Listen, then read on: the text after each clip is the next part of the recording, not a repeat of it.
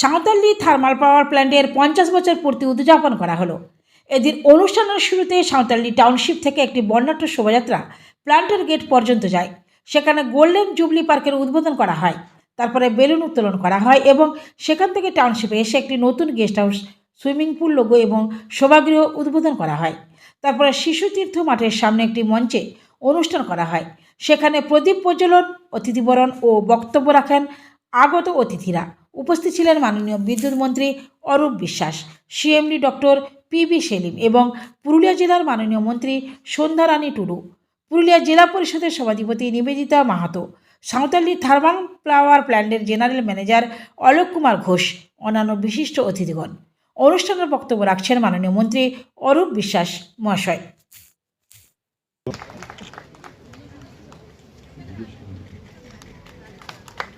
একটি স্মারক তাপবিদ্যুৎ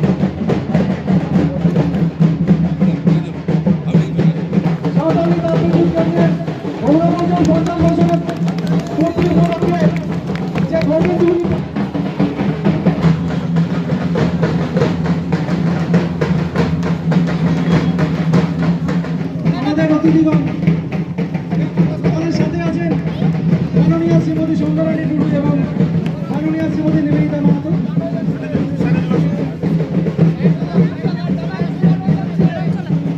আমাদের সাথে আছেন আমাদের সংস্থার চেয়ারম্যান এবং managing director doctor PB Selim মহাশয়।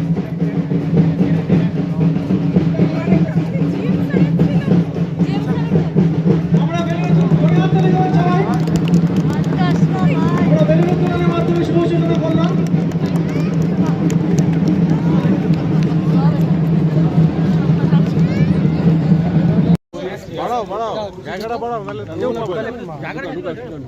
জায়গাটা কেউ পাবে না যে অবস্থায় ঢুকে আছে। একটু সাইড হবো না ভাই, একটু সাইড হবো। এই বিদ্যুৎ প্রকল্প নিয়ে নতুন কি যে কথাগুলো আপনি বলছিলেন, দেখুন, এটা আজকে সুবর্ণ জয়ন্তী, আমরা 50 বছর পালন করছি। আজকে আমরা ভারতবর্ষের 205টা যে তাপবিদ্যুৎ কেন্দ্র আছে তার মধ্যে সাঁওতালডিহি দ্বিতীয় স্থানে রয়েছে। এটা কেন্দ্রীয় সরকারের বিচার, এটা আমাদের সরকার নয়। যারা কেন্দ্রীয় সরকার সবসময় বাংলাকে পিছিয়ে দেওয়ার চেষ্টা করেন, বাংলার সমালোচনা করেন, কুৎসা করেন, অপপ্রচার করেন, তাদেরই দেওয়া পুরস্কারে ভারতবর্ষের 205টা তাপবিদ্যুৎ কেন্দ্রের মধ্যে সাঁওতালডিহি হচ্ছে দ্বিতীয় স্থানে রয়েছে এবং বক্রেশ্বর সেটা 1 নম্বরে রয়েছে। ভারতবর্ষের 205টার মধ্যে 5টাই প্রথম 5-এর মধ্যে 1, 2 এবং 5 স্থান অধিকার করেছে মমতা বন্দ্যোপাধ্যায়ের বাংলা। আজকে কেন এটা সম্ভব হয়েছে? এই সাঁওতালডিহিতে আমাদের সরকার, আমাদের মুখ্যমন্ত্রী মমতা বন্দ্যোপাধ্যায় আধুনিকরণের জন্য 1408 কোটি টাকা 1408 কোটি টাকা খরচা করেছে।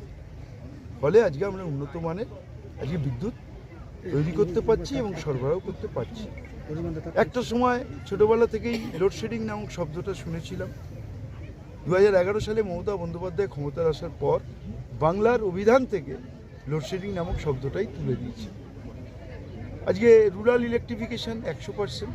পশ্চিমবাংলার এমন একটা কোণ নেই, এমন একটা বাড়ি নেই, এমন একটা প্রতিষ্ঠান নেই যেখানে আমরা বিদ্যুৎ পৌঁছতে পারিনি। আমরা 100% জায়গায় বিদ্যুৎ পরিষেবা পৌঁছেছি।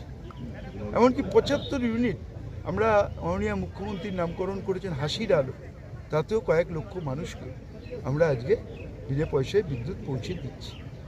ফলে আমাদের যেটা টার্গেট, মাননীয় মুখ্যমন্ত্রী কয়েকদিন আগেই আপনারা দেখেছেন সংবাদ মাধ্যমকে জানিয়েছেন যে আমরা আরও 4-5টা বিদ্যুৎ কেন্দ্র করব। ফলে আমাদের পরিকল্পনায় রয়েছে প্রথম হচ্ছে সাঁওতালডিহি, যেখানে 800 মেগাওয়াটের দুটো মানে 1600 মেগাওয়াটের বিদ্যুৎ কেন্দ্র আমরা এখানে গড়ে তুলব। হ্যাঁ, আমাদের কাছে পর্যাপ্ত জায়গা রয়েছে। এটা প্রায় আমাদের 1800 একর জমি আমাদের রয়েছে, সেখানে আমরা এটা করব। আরেকটি বিষয় ছিল যে রাজ্যের মানুষ বারে বারে প্রশ্ন বিরোধীরাও করছে যে মাসে মাসে বিদ্যুৎ বিল না নেওয়ার জন্য মানুষ সমস্যায় পড়ছে। দেখুন, এটা বলা খুব সহজ, করা খুব কঠিন, কারণ আমরা অনেকবার সার্ভে করেছি। আমরাও তো চাই মাসে মাসে বিল হলে আমরা যে টাকাটা পাবো আমাদের ইকোনমিক্যাল গ্রোথ হবে। কিন্তু অনেক মানুষ, গ্রামের মানুষ, আমাদের 2,25,00,000 হচ্ছে গ্রাহক, যার অধিকাংশই গ্রামীণ। কলকাতা শহরে সিএসসি বিদ্যুৎ দেয় আর বাকিটা আমরা দিই। সিএসসি আর একটু পোর্শন হাওড়া হুগলির কিছুটা পোর্শন দেয়, বাকি সারা পশ্চিমবাংলায় আমরা 2,25,00,000 গ্রাহক আমাদের। তারা চান 3 মাসে যেরকম দিচ্ছেন তাদের সুযোগ সুবিধে হয়, সেই কারণেই আমরা করছি। আমাদের তো 1 মাসে করতে কোনো অসুবিধে নেই, ওগুলো তো আমাদেরই ভালো। সেক্ষেত্রে ইউনিট প্রতি চার্জ অনেক বেশি লাগে না না, এরকম 3 মাসের জন্য ইউনিট প্রতি চার্জ কোনোদিনও বেশি হয় না। 3 মাসেও যা, 3 বছরেও তাই। মমতা বন্দ্যোপাধ্যায়ের সরকার 7 টাকা 12 পয়সায় দেন, যা পশ্চিমবঙ্গ ছাড়া ভারতবর্ষের আর কোনো সরকার দিতে পারেন না। আজ কয়লার দাম বেড়েছে, কয়লার স্বল্পতা নিয়ে প্রবলেম ছিল, কয়লার অভাব ছিল, সবাই ইম্পোর্ট করেছেন। একমাত্র মুখ্যমন্ত্রী মমতা বন্দ্যোপাধ্যায় ইম্পোর্ট না করে নিজেদের কয়লা খনি থেকে কয়লা উৎপাদন করে 7 টাকা 12 পয়সাই রেখেছেন। তার জন্য তো আমরা সবাই আজকে দেখলেন, সবাই মিলে মমতা বন্দ্যোপাধ্যায়কে আজকে অভিনন্দন জানান। সরোজ আরেকটা কথা, শেষ কথা, সেটা হচ্ছে কি এলাকার পঞ্চায়েত সমিতির জনপ্রতিনিধি বা জেলা পরিষদের সদস্যরা অনুষ্ঠান লাভ পায়নি বা এটা না, এরকম কোনো ক্ষোভ নেই। আমার সঙ্গে জেলা পরিষদের সভাধিপতি নিজে আছেন, সবাই, এটা তো সরকারি অনুষ্ঠান হলো, সবাইকে আমরা আমাদের তরফ থেকে জানানো হয়েছে এবং অনেকে এসছেন, অনেকে আসতে পারেননি। আমাদের পুরুলিয়া মেলাও চলছে, সেখানেও অনেকে ব্যস্ত আছেন।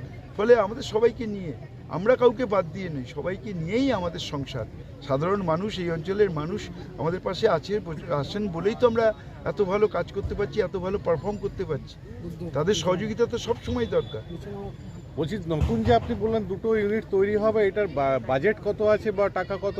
এখন সেগুলো তো যখন এস্টিমেট হবে, আমরা তো পরিকল্পনা শুরু করেছি, বাজেট হলেই আপনাদের জানাতে পারবো। আর বাকি